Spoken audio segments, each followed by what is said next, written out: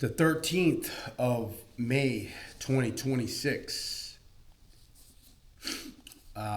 Wednesday morning. Common Buddhist text, guidance, and insight from the Buddha. A reading from chapter 7 of Ethics. We are currently in the Theravada tradition.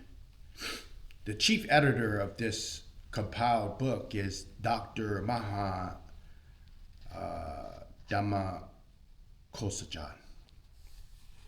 We left off on chapter 7 of Ethics with the Theravada tradition. We're picking up on right livelihood and extra precepts. Right livelihood.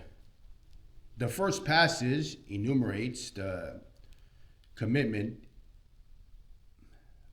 entailed in right livelihood, and the second describes how the Buddha practices this way in many of his past lives.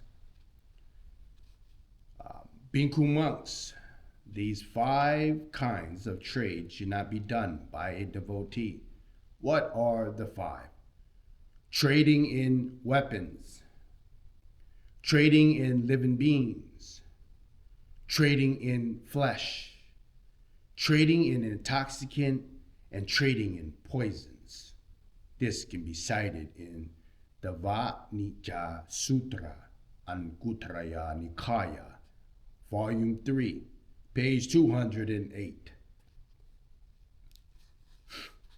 Bhikkhu monks, in whatever form of life, the Tathagata, then being human, having abandoned wrong livelihood, he was one who earned his living by right livelihood. He was one who abstained from crooked ways, such as cheating with weights, false metal and measures, taking bribes, deceiving and fraud, from such acts of violence as maiming, beating, binding, mugging, and looting. He, by the doing and by the accumulation of that karma, by the mass and abundance of it was, at the dissolution of the body, reborn after death in a good destination, in a heavenly world. This can be cited in the Lakkhana Sutra, Dika Nikaya, Volume 3, 176. Semi-monetistic precepts for lay people on special observance days, as well as the 5 precepts for upasok, upasika, lay people. There is a set of 8 precepts to be observed by the devout on 4 days of the lunar month. In this set, the unusual 3rd precept against sexual misconduct is replaced by one on avoiding any sexual activity. Then there are 3 additional precepts that are all reduced sensory stimulation.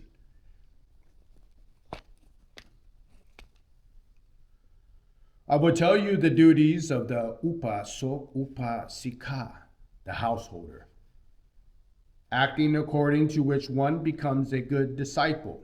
A person with worldly possession does not get a chance to experience the perfect conduct of the monk.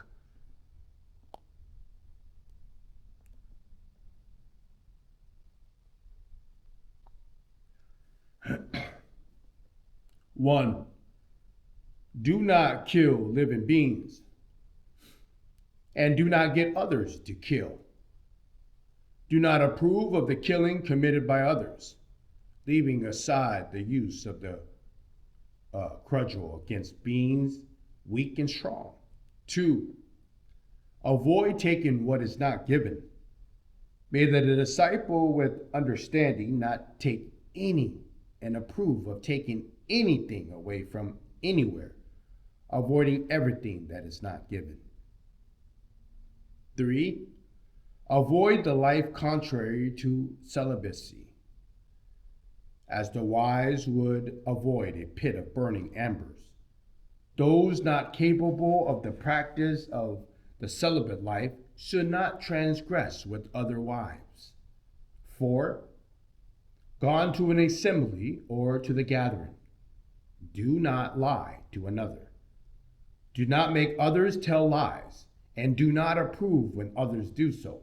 Avoid all untruthfulness. 5. Any householder who likes this teaching should not practice drinking of intoxicants, knowing that it leads to madness. He should not make others drink, nor approve of their drinking.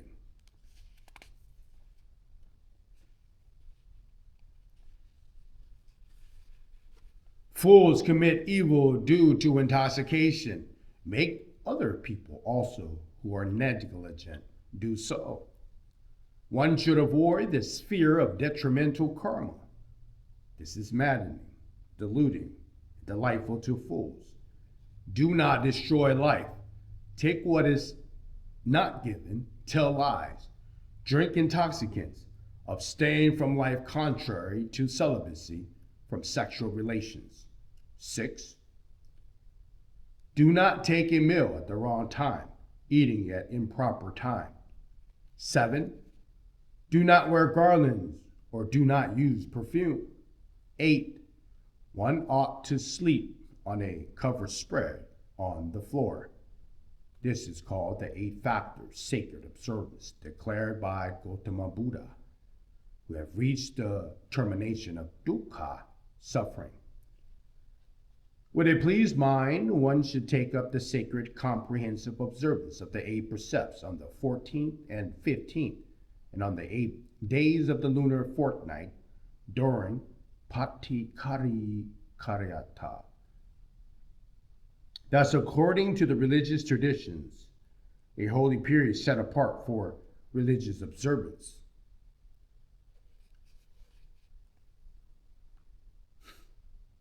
Then on the following morning, the wise one who observes the sacred observance should offer in a suitable manner, with a pleased mind, food and drink to the community of monks. Let him, in a righteous way, support a mother and a father. Let him engage in righteous career, and the householder observing this will reach rebirth with the gods call himself luminous. This can be cited in the Dhammika Sutra, Sutta Nipata 393 to 404.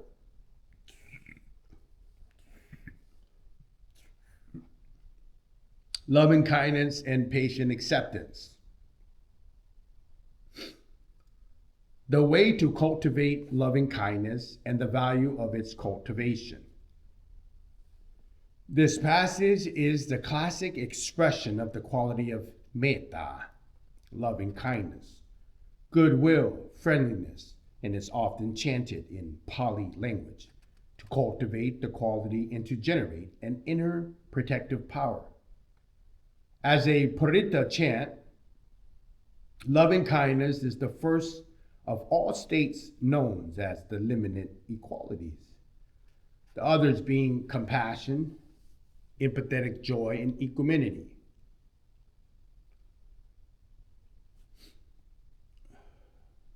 One who is skilled in welfare should act thus. Having understood the path of calmness, he should be able, upright, perfectly upright, open to the words of guidance, gentle, not conceited, contented, easily supported with few involvements, of light livelihood, of calm senses, prudent, non-aggressive, non-greedy, attached to families, to gains. He should not behave in the slightest manner that would expose him to the censure of others who are wise. He should think, may all beings be happy and secure. May they be well. Whatever living beings there be, strong or weak, large or small, medium, short, minute or fat, seen or unseen, living far or near, those who come to be and those seeking to be, May all beings be well. Not let one deceive another, nor despise anyone anywhere. Let not one desire the unhappiness of another due to the anger or feeling of aversion. Just as a mother would protect her only child at the risk of her own life, in the same way, let one cultivate the limitless mind towards all beings. Let one cultivate a mind of limitless loving kindness towards all beings. Upwards, downwards, across, without obstruction, free from hatred, free from enmity, while standing, walking, sitting, or lying down, as long as one is awake. Let one firmly maintain his mindfulness. It is called the highest living here, without entering into dogma.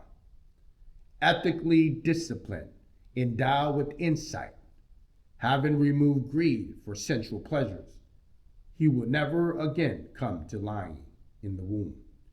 This can be cited in the Metta Sutra, Sutta Nipita 143 to 152.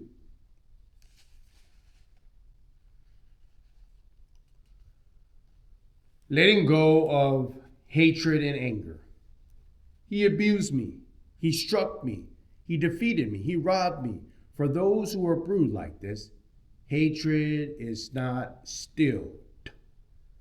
He abused me. He struck me. He defeated me. He robbed me. For those who do not brood like this, hatred is stilled.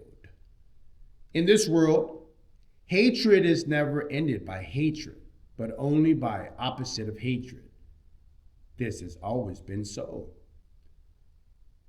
One who controls anger as it arises as the chariot going off course is the true charioteer. Other folk just hold the reins. This can be cited in the Dhammapada, verse 3, verse 4, verse 5, and 222. Finally, patient acceptance and sustained goodwill.